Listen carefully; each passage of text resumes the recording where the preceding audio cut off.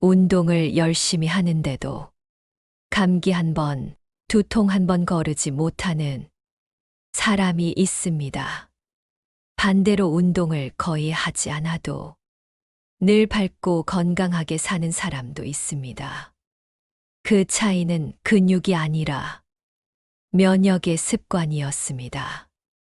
몸은 단련으로 강해지지만 면역은 삶의 태도로 단단해집니다. 운동보다 강력한 면역의 비밀. 오늘 한 줄의 메모에서 알려드리겠습니다. 이건 의사보다, 약보다, 운동보다 더 강력한 생활 속 면역의 지혜입니다. 그리고 이 이야기가 마음에 닿았다면 한 줄의 메모를 구독하고 함께 해주세요. 당신의 하루가 조금 더 건강해지길 바랍니다. 첫 번째, 화를 쌓지 않는다. 면역학에서는 스트레스 호르몬이라는 말을 자주 씁니다.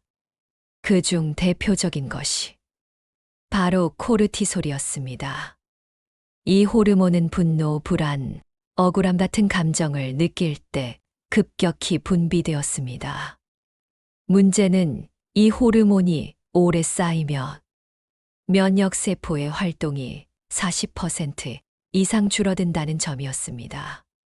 즉, 화를 쌓아두는 습관은 면역을 스스로 약하게 만드는 일이었습니다. 실제로 미국 심장학회에서는 화를 자주 내는 사람은 그렇지 않은 사람보다 심혈관 질환의 위험이 2배 이상 높다는 결과를 발표했습니다. 몸의 염증 반응이 잦아지고 혈관이 수축하며 몸의 방어 체계가 무너졌습니다. 화를 자주 내는 사람은 혈압이 높아지고 소화가 잘 되지 않으며 몸의 염증 수치가 쉽게 상승했습니다. 반대로 분노를 흘려보낼 줄 아는 사람은 몸의 회복 속도가 놀라울 만큼 빨랐습니다. 서울에 사는 62살의 여성 한 분은 평생 자신을 참고 살아왔습니다. 남편의 말, 자녀의 말, 가족을 위해 늘 자신의 감정을 눌러왔습니다. 하지만 어느 날 이유 없는 가슴 통증으로 병원을 찾았고 의사는 스트레스성 협심증을 진단했습니다. 그녀는 그제야 깨달았습니다. 몸이 아픈 게 아니라 마음이 병들어 있었다는 사실을. 그날 이후 그녀는 감정을 억누르지 않고 그저 자신이 화가 났다는 사실을 인정하기 시작했습니다. 몇 달 뒤 놀랍게도 통증은 거의 사라졌습니다. 그녀는 말했습니다. 참는 게 인내가 아니라 병이었다고. 분노를 없애는 방법은 억누르는 것이 아니었습니다. 그저 지금 내가 화가 났다는 걸 인식하는 것. 그 한마디의 자각이 시작이었습니다. 그 작은 인식 하나가 몸의 긴장을 풀고 자율신경을 안정시켰습니다. 심하게 아프지 않은 사람들은 화를 풀 줄 아는 사람들이었습니다. 그들은 누군가를 용서해서 건강해진 게 아니라 자신을 병들게 하지 않기 위해 용서했습니다. 용서는 상대를 위한 일이 아니라 나를 지키는 선택이었습니다. 미움은 결국 나를 갉아먹었고 그 마음을 놓아주는 순간 몸은 비로소 편안해졌습니다. 오늘도 당신의 몸은 조용히 말하고 있습니다. 화를 쌓지 말라. 그건 나를 태우는 불이다. 두 번째, 마음을 먼저 돌본다. 우리는 흔히 말합니다. 몸이 아파서 마음이 힘들다고. 하지만 실제로는 그 반대인 경우가 더 많았습니다. 마음이 지쳐서 몸이 아픈 것이었습니다. 스트레스가 오래 지속되면 교감신경이 과하게 작동했습니다. 몸은 마치 싸움에 나선 병사처럼 긴장했고 혈압이 오르고 맥박이 빨라지고 호흡이 거칠어졌습니다. 그 상태가 길어지면 면역세포인 NK세포, 즉 자연살해 세포의 활동이 급격히 떨어졌습니다. 이 세포는 암세포와 바이러스, 감염세포를 제거하는 몸의 핵심 방어막이었습니다. 그런데 마음이 불안하고 초조할 때 이 NK세포의 활동은 절반 이하로 줄어들었습니다. 반대로 마음이 안정되고 평화로워질 때 세포는 다시 활기를 되찾았습니다. 면역은 근육이 아니라 마음의 온도에서 시작되었습니다. 심하게 아프지 않은 사람들은 마음을 먼저 돌보는 습관이 있었습니다. 그들은 매일 스스로에게 물었습니다. 오늘 나는 괜찮은가? 내 마음은 지금 어디에 있는가? 그 짧은 질문 하나가 몸의 방패를 세웠습니다. 자신의 감정을 살피는 일은 단순한 위로가 아니라 면역의 회복이었습니다. 하버드대 의과대학 연구팀은 하루에 10분만이라도 감사하는 마음을 가지면 면역세포가 평균 30% 이상 활성화된다고 밝혔습니다. 감정은 전기 신호처럼 몸을 따라 흘렀고 그 파장이 건강의 방향을 결정했습니다. 서울의 한 병원에서 암 치료 중인 여성이 있었습니다. 그녀는 치료보다 마음의 무게에 더 지쳐 있었습니다. 불안과 두려움이 깊어질수록 통증은 더 심해졌습니다. 의료진은 그녀에게 명상을 권했습니다. 처음엔 믿지 않았지만 하루에 10분씩 감사일기를 쓰기 시작했습니다. 감사할 일이 없다고 생각했지만 그녀는 억지로라도 하루에 한 가지를 적었습니다. 따뜻한 차 한 잔, 창문으로 들어온 햇살, 간호사의 미소. 그렇게 한 달이 지났을 때 그녀는 놀라운 변화를 느꼈습니다. 통증이 줄었고 밤에 잠이 깊어졌습니다. 검사 결과 면역 수치가 안정되기 시작했습니다. 의사는 말했습니다. 마음이 이기면 몸은 따라온다고. 몸이 약한 게 아니었습니다. 마음이 지쳐 있었던 것입니다. 마음을 돌보는 사람은 결국 몸도 회복했습니다. 그들은 운동보다, 약보다 자신의 감정을 살피는 습관을 더 중요하게 여겼습니다. 오늘 당신의 몸이 조금 힘들다면 어쩌면 마음이 신호를 보내고 있는지도 모릅니다. 그 신호를 외면하지 마세요. 마음을 돌보는 일. 그것이 가장 강력한 면역의 시작입니다. 세 번째, 수면이 최고의 보약이다. 잠은 단순한 휴식이 아니었습니다. 그건 몸이 스스로를 치료하는 가장 완벽한 시간. 면역이 재정비되는 치유의 과정이었습니다. 우리 몸은 잠들어 있을 때 손상된 세포를 복구하고 낡은 조직을 교체하며 하루 동안 쌓인 독소를 내보냈습니다. 즉, 잠은 약보다 강한 자연의 치료제였습니다. 면역학 연구에 따르면 하루 7시간 이상 숙면을 취한 사람은 5시간 이하로 잠을 자는 사람보다 감기와 독감에 걸릴 확률이 절반 이하였습니다. 또한 충분한 수면을 취한 사람은 예방접종의 효과가 더 높게 나타났습니다. 면역세포가 잠을 자는 동안 항체를 더 활발히 생성했기 때문이었습니다. 하지만 현대인의 밤은 너무 밝았습니다. 휴대폰의 불빛, 늦은 대화, 끝나지 않는 일의 생각들이 몸의 회복 시간을 빼앗았습니다. 수면이 부족하면 코르티솔이 과도하게 분비되어 면역세포의 반응 속도가 느려졌습니다. 또한 체내 염증 수치가 상승했고 혈압과 혈당이 함께 불안정해졌습니다. 결국 잠을 잃은 사람은 몸의 회복 능력을 잃었습니다. 캘리포니아대 연구팀의 실험에 따르면 단 하룻밤만 잠을 줄여도 NK세포, 즉 자연살의 세포의 활성이 평소의 70% 이하로 떨어졌습니다. 단 하루의 수면 부족이 면역력의 절반을 무너뜨린 셈이었습니다. 심하게 아프지 않은 사람들은 잠을 신성한 시간처럼 여겼습니다. 그들은 늦게 자지 않았고 아침에 햇살에 맞춰 일어났습니다. 하루의 리듬을 일정하게 유지하며 몸이 스스로 회복할 수 있도록 도왔습니다. 경기도에 사는 한 남성은 40대 초반의 만성 피로와 두통으로 병원을 찾았습니다. 각종 검사에서도 특별한 이상은 없었습니다. 하지만 그는 하루 수면 시간이 4시간에 불과했습니다. 일과 걱정, 스마트폰과 늦은 업무가 그의 밤을 빼앗고 있었습니다. 의사는 약 대신 수면을 처방했습니다.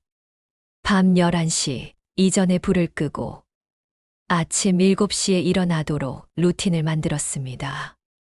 처음엔 쉽지 않았지만 2주가 지나자 머리가 맑아졌고 3달 후엔 두통이 사라졌습니다. 그는 말했습니다. 내 몸이 병든 게 아니라 쉬지 못했던 거라고. 몸은 잠들 때 스스로를 회복합니다. 깊은 잠은 면역의 가장 강력한 약이었습니다. 몸의 세포는 잠 속에서만 진짜 자신을 고칠 수 있었습니다. 오늘 하루가 지치고 마음이 무겁다면 그 어떤 약보다 잠을 선택해야 합니다. 몸이 쉬어야 마음이 편안해지고 마음이 편안해야 몸이 다시 일어섭니다. 수면은 사치가 아니라 생존이었습니다. 잠을 잃으면 하루를 잃고 숙면을 얻으면 내일을 얻었습니다. 건강한 사람들은 모두 알고 있었습니다. 진짜 보약은 약이 아니라 몸이 고요히 쉬는 그 한밤의 시간이었다는 것을. 4번째, 천천히 먹게 게 약이다. 건강을 지키는 방법은 멀리 있지 않았습니다. 그건 우리가 매일 반복하는 한 가지 행동, 바로 식사에 숨어 있었습니다. 의학적으로 식사는 단순히 영양을 채우는 행위가 아니었습니다. 그건 몸에게 보내는 신호였습니다. 음식을 어떻게, 어떤 마음으로 먹느냐에 따라 몸은 전혀 다른 방식으로 반응했습니다. 급하게 먹는 사람의 몸은 그 순간을 스트레스 상황으로 인식했습니다.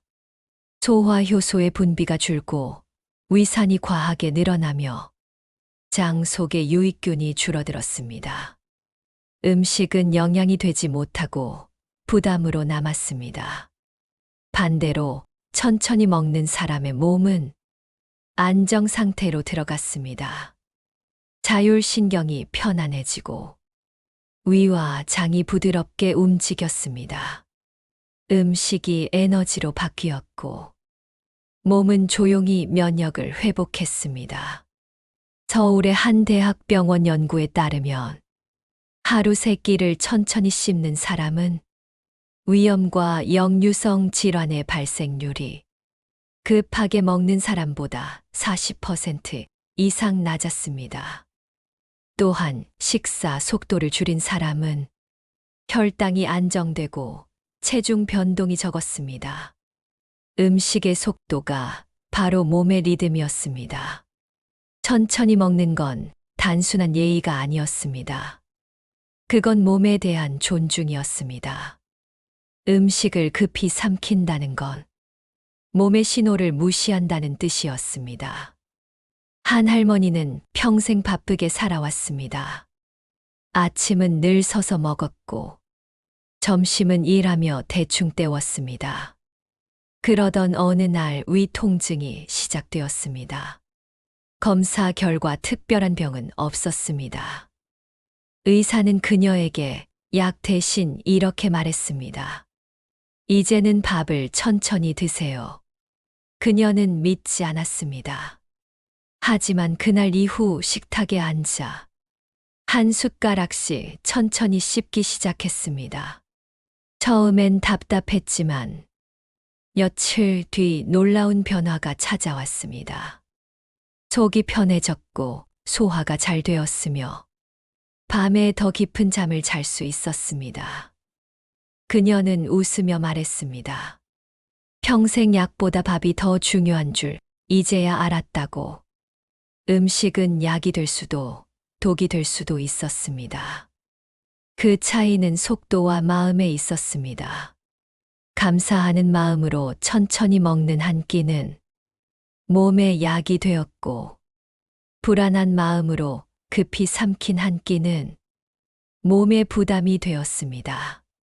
그리고 또 하나 중요한 건 무엇을 먹느냐보다 누구와 먹느냐였습니다. 함께 웃으며 먹는 식사는 면역세포를 깨우는 세로토닌 호르몬을 늘렸습니다. 사람과의 온기가 밥상 위에서 면역을 만들었습니다.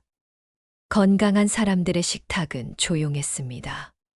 그들은 스마트폰을 내려놓고 음식의 향과 식감, 온도를 느끼며 먹었습니다.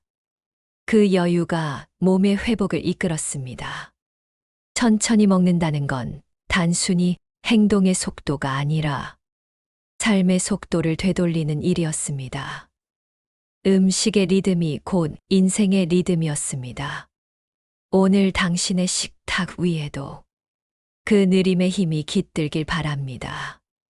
그 한 끼의 속도가 당신의 내일을 바꿀 수 있습니다. 5번째, 무리하지 않는 게 힘이다. 건강한 사람들은 하나같이 말했습니다. 힘은 무리할 때 생기는 게 아니라 멈출 줄 알 때 생긴다고. 몸은 늘 신호를 보냈습니다. 이제 좀 쉬어야 한다고. 조금만 멈추면 된다고. 하지만 우리는 그 신호를 무시했습니다. 조금만 더 하자며 스스로를 몰아붙였습니다. 피로는 단순히 피곤하다는 뜻이 아니었습니다. 몸이 이제 버티기 어렵다는 경고였습니다. 그 신호를 듣지 못하면 몸은 병으로 말을 바꿨습니다. 의학적으로 보면 과로는 면역 체계를 가장 빠르게 무너뜨리는 요인이었습니다. 지속적인 피로 상태가 이어지면 스트레스 호르몬이 과하게 분비되고 백혈구의 방어 기능이 떨어집니다. 결국 작은 감기에도 쉽게 걸리고 상처가 더디게 아물었습니다. 심하게 아프지 않은 사람들은 무리하지 않았습니다. 그들은 완벽보다 꾸준함을 선택했습니다. 몸이 보내는 신호를 무시하지 않았고 휴식의 시간을 약처럼 챙겼습니다. 서울의 한 회사원은 30대 후반에 늘 피로와 불면에 시달렸습니다. 건강검진은 정상이었지만 아침마다 머리가 무겁고 마음이 가라앉았습니다. 그는 하루 14시간씩 일했고 주말에도 쉬지 않았습니다. 결국 쓰러져 응급실로 실려갔을 때 의사는 이렇게 말했습니다.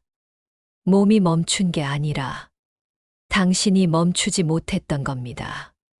그 후 그는 생활을 바꿨습니다. 하루 중 30분은 무조건 아무것도 하지 않는 시간으로 정했습니다. 그 시간엔 일을 멈추고 조용히 숨을 고르고 자신의 몸과 대화를 나눴습니다. 몇 주가 지나자 두통이 사라졌고 잠을 깊게 잘 수 있었습니다. 그는 말했습니다. 쉰다고 게을러지는 게 아니라 쉬어서 다시 살아난다고. 쉬는 것은 단순한 휴식이 아니었습니다. 그건 면역의 회복이었습니다. 몸이 쉬면 세포는 다시 일을 시작했고, 마음이 고요해지면 신경계는 균형을 되찾았습니다. 한 연구에서는 주 1회 이상 충분히 휴식한 사람은 그렇지 않은 사람보다 면역력 수치가 25% 높게 유지된다고 밝혔습니다. 그만큼 쉼은 몸의 회복을 빠르게 도왔습니다. 무리하지 않는다는 건 나약함이 아니었습니다. 그건 자신을 지키는 지혜였습니다. 열심히 사는 것도 중요하지만 오래 사는 건 더 큰 의미였습니다. 오늘도 당신의 몸은 조용히 말하고 있습니다. 조금 멈추라고, 조금 쉬어도 괜찮다고. 건강한 삶은 끝없이 달리는 데 있지 않았습니다. 적당히 멈추고 다시 일어서는 데 있었습니다. 그 여유가 면역을 만들고 그 느림이 힘을 지켰습니다. 무리하지 않는 것. 그것이 진짜 강함이었습니다. 운동보다 강력한 면역의 비밀은 결국 특별한 기술이 아니었습니다. 그건 우리가 이미 알고 있었지만 자주 잊고 살았던 5가지 습관이었습니다. 화를 쌓지 않는 사람은 몸의 불꽃을 진정시켰습니다. 마음을 돌보는 사람은 보이지 않는 병을 막았습니다. 충분히 잠든 사람은 몸의 의사와 함께 있었습니다. 천천히 먹는 사람은 자신의 몸과 대화를 나눴습니다. 무리하지 않는 사람은 스스로를 지켜냈습니다. 면역은 약으로 얻는 게 아니었습니다. 그건 하루하루의 작은 선택이 몸속에서 쌓여 만든 결과였습니다. 지금도 당신의 몸은 묻고 있을지 모릅니다. 오늘 나는 편안했는가? 마음은 평온했는가? 그 답이 바로 건강의 시작입니다. 오늘의 이야기가 마음에 닿았다면 한 줄의 메모를 구독하고 함께 해주세요. 당신의 하루가 조금 더 단단해지고 조금 더 따뜻해지길 바랍니다. 지금까지 한 줄의 메모였습니다.